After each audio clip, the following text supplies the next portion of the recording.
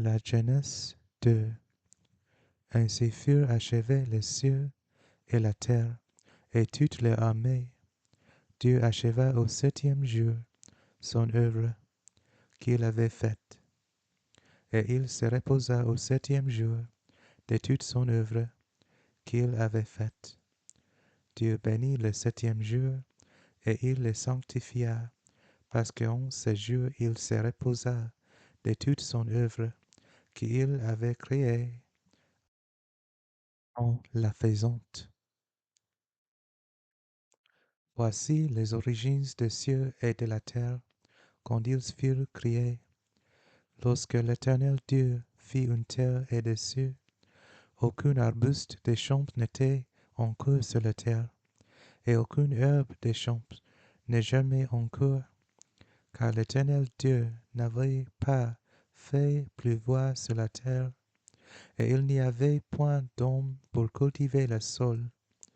Mais une vapeur s'éleva de la terre, et arrosa toute la surface du sol. L'Éternel Dieu forma l'homme de la poussière de la terre. Il souffla dans ses narines un soufflet de vie, et l'homme devint un être vivant. Oui, l'Éternel Dieu planta un jardin en Éden, du côté de l'Orient, et il y mit l'homme qu'il avait formé. L'Éternel Dieu fit pousser du sol des arbres de toute espèce, agréables à voir et bons à manger, et l'arbre de la vie au milieu du jardin,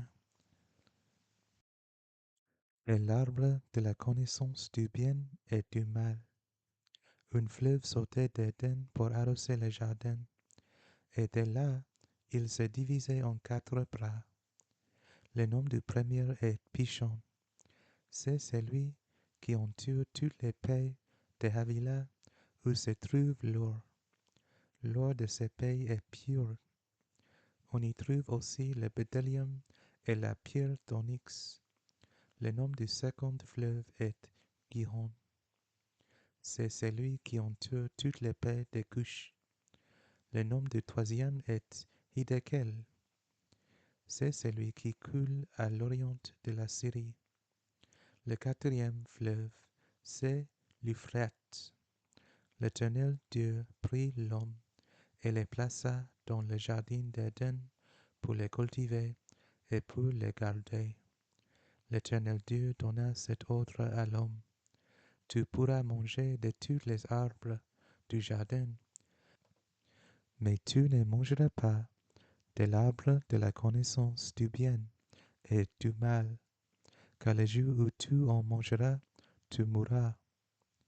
L'Éternel Dieu dit, il n'est pas bon que l'homme soit seul.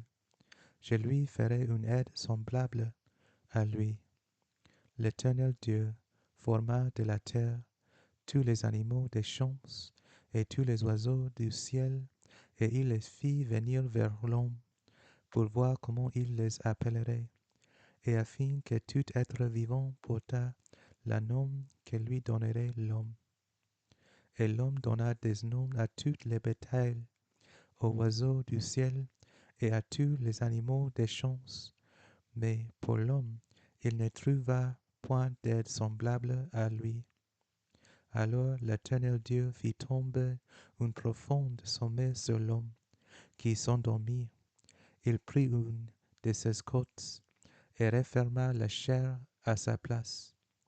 L'Éternel Dieu forma une femme de la côte qu'il avait prise de l'homme, et il l'amena vers l'homme. Et l'homme dit, voici cette fois celle qui est eau de mes eaux et chair de ma chair. On l'appellera femme, parce qu'elle a été prise de l'homme.